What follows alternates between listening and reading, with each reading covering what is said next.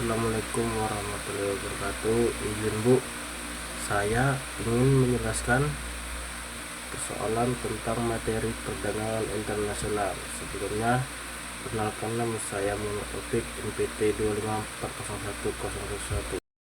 Ya, di sini saya akan menjelaskan definisi dan konsep perdagangan internasional. Perdagangan internasional adalah proses tukar menukar barang dan jasa antar negara.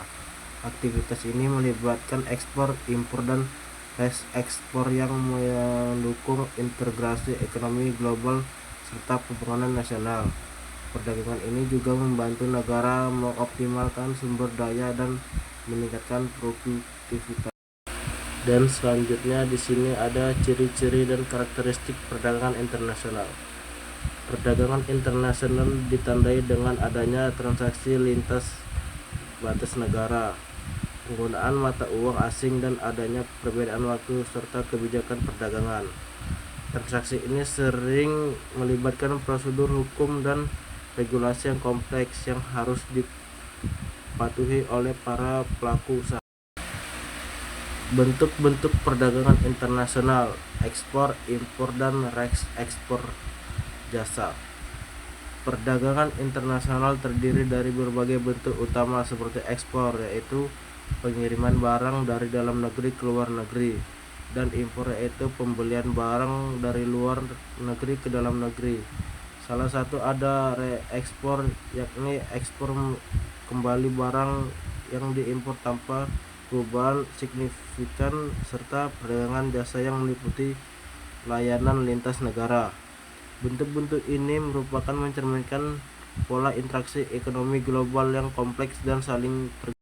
Peran perdagangan internasional dalam perekonomian global. Perdagangan internasional berperan krusial dalam mendorong pertumbuhan ekonomi suatu negara. Eksportir memperoleh devisa yang penting untuk pembiayaan pembangunan, sedangkan impor membantu memenuhi kebutuhan yang tidak dapat diproduksi secara riskan di dalam negeri. Perdagangan juga menciptakan lapangan kerja, memperluas pasar, serta mendorong peningkatan produktivitas dan inovasi melalui distribusi teknologi dan pengetahuan. Kompleksitas dan hambatan dalam perdagangan internasional. Aktivitas perdagangan lintas negara menghadapi sejumlah hambatan seperti tarif, kuota, serta hambatan non-tarif yang menghambat arus barang dan jasa.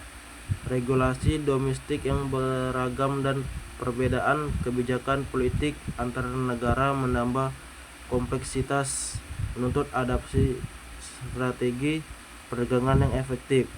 Hambatan ini mempengaruhi kelancaran transaksi dan biaya saling pelaku usaha dalam pasar. Implikasi kebijakan dan strategi untuk pembangunan ekonomi nasional. Kebijakan perdagangan harus adaptif dan berorientasi pada peningkatan daya saing nasional dengan penyederhanaan regulasi dan pengelolaan fasilitas logistik. Strategi pembangunan ekonomi nasional melibatkan promosi ekspor, perlindungan industri domestik, serta kerjasama perdagangan internasional yang strategis. Pendekatan ini penting memastikan pemanfaatan optimal perdagangan dalam mendorong industrialisasi dan kesejahteraan bangsa. Kesimpulannya yaitu perdagangan internasional merupakan motor utama pertumbuhan ekonomi global yang melibatkan berbagai bentuk aktivitas seperti ekspor, impor, perdagangan jasa. Aktivitas ini memberikan manfaat signifikan termasuk peningkatan devisa, perluasan pasar, serta transfer teknologi. Namun, tantangan seperti hambatan tarif dan regulasi memerlukan kebijakan dan strategi yang cermat agar negara dapat bersaing di pasar global dan mendukung pembangunan ekonomi nasional secara berkelanjutan. Sekian hasil video dari saya yang bernama Muhammad Taufik tentang perdagangan internasional, yaitu mata kuliah Bu Adi Ilma Sagala. Mungkin kalau saya masih banyak kurangnya mohon dimaklumi. Mungkin ini saja yang masih saya bisa kerjakan. Wabillahi taufiq wal hidayah. Assalamualaikum warahmatullahi wabarakatuh.